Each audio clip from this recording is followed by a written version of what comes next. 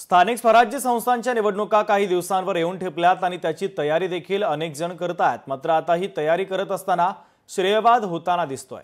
कराडमध्ये देखील असाच एक श्रेयवादाचा प्रकार चर्चेचा विषय ठरलेला आहे।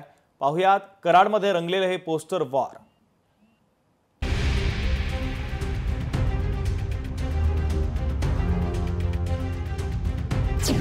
कराडमध्ये रंगलं पोस्टर वॉर। एकाच कुटुंबातील 3 जणांचे वेगवेगळे पोस्टर। परिसरातील नागरिकांकडून या श्रेयवादाविरोधात बॅनरबाजी। कराड शहरात प्रभाग क्रमांक 14 मध्ये भाजप आमदार डॉक्टर अतुल भोसले यांनी 1,57,68,000 रुपयांचा निधी मंजूर केला।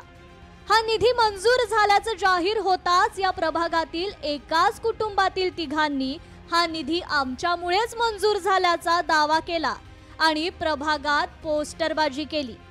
मात्र ही पोस्टरबाजी झाल्यानंतर याच प्रभागातील अज्ञात नागरिकांनी या पोस्टरबाजी विरोधात बॅनरबाजी केली। फुकटचं श्रेय घेऊ नका, रस्ता चांगला करा अशा आशयाचे बॅनर नागरिकांनी लावले। तर या पोस्टरबाजीची चर्चा सुरू झाल्यानंतर याच प्रभागातील माजी नगरसेविकेचे पती आणि त्यांचे चुलत बंधू जे स्वतः माजी नगरसेवक आहेत त्यांनी हे पोस्टर लावल्याचं समजलं। 1,57,68,000 रुपये ह्या रस्त्याला टाकणं हे नगरपालिकेच्या दृष्टीनं शहराच्या दृष्टीनं अडचणीचं होऊ लागलं। आम्ही पुन्हा एकदा आमदार महोदयांची भेट घेतली व त्यांना सांगितलं की अडचण आहे। त्यांनी प्रशासनाला सूचना कडक भाषेत दिल्या की हा रस्ता होणं गरजेचं आहे आणि त्याच्यावर तेवढा निधी आपल्याला टाकणं गरजेचं आहे। आमचे जे काही पोस्टर्स लावलेले त्यामध्ये फक्त पाठपुरावा केला असंच लिहिलेलं आहे। आम्ही काही त्यामध्ये कोणतेही श्रेय घेतलेलं नाही। श्रेय हे आमदार महोदयांचंच आहे। आदरणीय डॉक्टर अतुल भोसले यांच्या माध्यमातून जो 1,57,68,000चा जो निधी मंजूर झालेला आहे त्या निधीच्या माध्यमातून चांगल्या क्वालिटीचा रस्ता होईल आणि कराड नगरपालिकेचा इलेक्शन झाल्यानंतर त्या रस्त्याचं भूमिपूजन सन्माननीय डॉक्टर अतुल बाबा भोसले यांच्या हस्ते केलं जाईल। दरम्यान या परिसरातील भाजप कार्यकर्ते आणि सामाजिक कार्यकर्त्यांनी मात्र हे श्रेय सगळ्यांचंच असल्याचं सांगितलंय।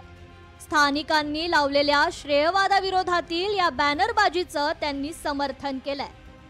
डॉक्टर अतुल भोसले बाबा हे आमदार झाल्यावर आम्ही भेटून त्यांनी रिक्वेस्ट केली की बाबा हा 1 नंबर गेट ते हे बैल बाजार म्हणजे मलकापूर हद्दीपर्यंतचा रस्ता हा कॉन्क्रीट व्हावा।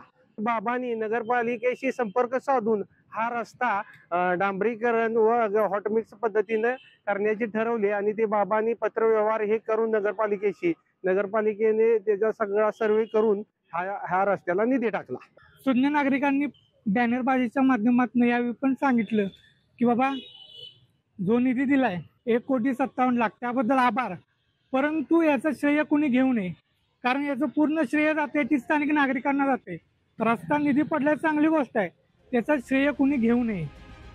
एकूणच काय तर नगरपालिका निवडणुका जवळ येतील तसे राजकीय हेवेदावे आणि श्रेयवाद समोर येण्याची ही पहिली पायरी असल्याचं म्हणावं लागेल। त्यामुळे आता येणाऱ्या काळात रस्ता कधी होणार आणि नेमकं श्रेय कोण घेणार ही चर्चा सध्या कराडमध्ये रंगू लागली आहे। अभय कुमार देशमुख, लोकशाही मराठी, कराड, सातारा। लोकशाही मराठी ऐका, पहा, जागरूक रहा।